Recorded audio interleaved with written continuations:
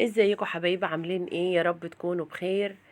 النهارده ان شاء الله هنعمل مع بعض العيش الشامي. زي ما انتوا شايفين كده الجمال ده كله. انا عملت كيلو دقيق. شايفين ما شاء الله من جوه فوق زي تحت بالظبط.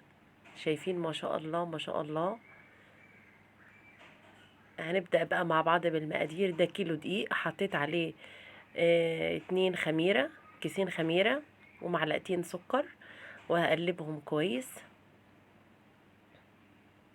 زي ما انتوا شايفين كده. وهبدأ بقى احط المية كده واحدة واحدة. زي ما انتوا عارفين بقى المية، انا ما بقولش معيار المية في العجن بتاعي لان الدقيق بيختلف من دقيق لدقيق. فطبعا انا بحط المية لحد ما العجين يظبط في ايدي. وطبعا ست البيت شاطرة وبتبقى عارفة العجين لما بتظبط في ايدها بيبقى ازاي.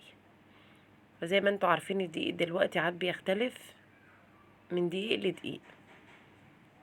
فانا بحط بقى المية كده واحدة واحدة، ما بنزلش بالمية مرة واحدة لحد العجين ما يتظبط معايا. وبلمه كده كويس قوي.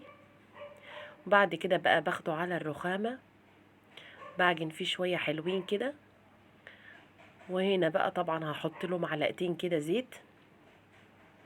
والخطوة دي مهمة جدا زي ما انتوا شايفين كده. وافضل بقى ايه اعجن فيه.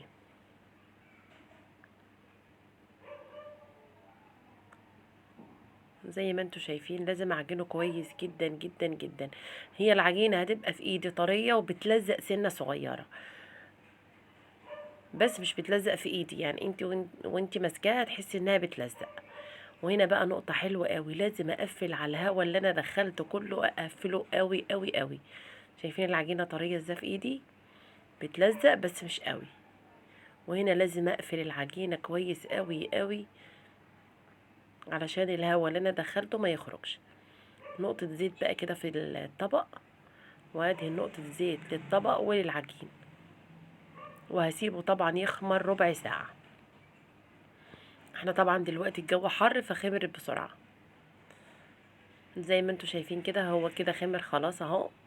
وهبدأ بقى ان انا اقسمه.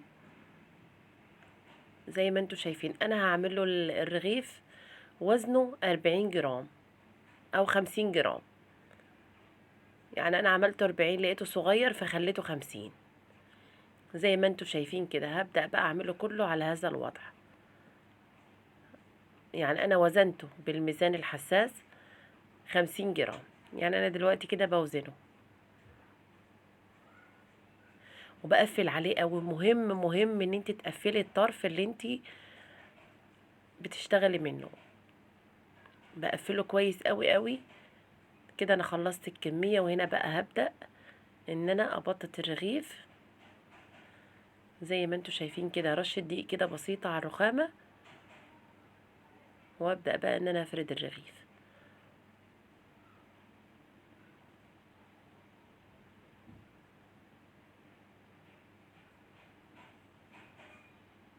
طبعا انا مش بخليه رقيق خالص، يعني السمك بتاعه يبقى معقول، لا رقيق ولا تخين.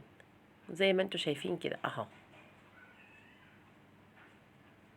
هعمل كمان واحد قدامكم.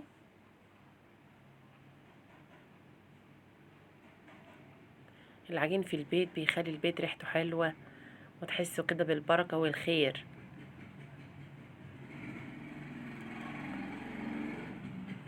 زي ما انتوا شايفين كده انا مش برققه قوي ولا بسيبه تخين.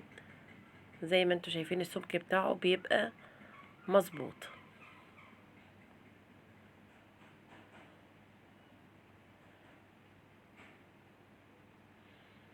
وهنا انا خلصت الكمية وسبتها تخمر. وهبدأ بقى ارص في الصينية قبل ما ادخله الفرن.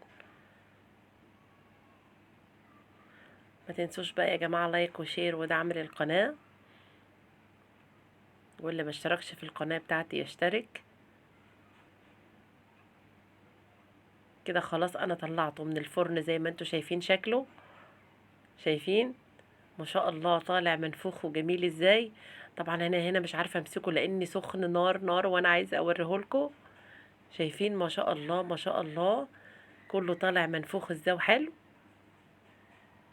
يا رب وصفتي النهارده تكون عجبتكم، وما تنسوش بقى يا جماعه لايك وشير ودعم للقناه. السلام عليكم ورحمه الله وبركاته.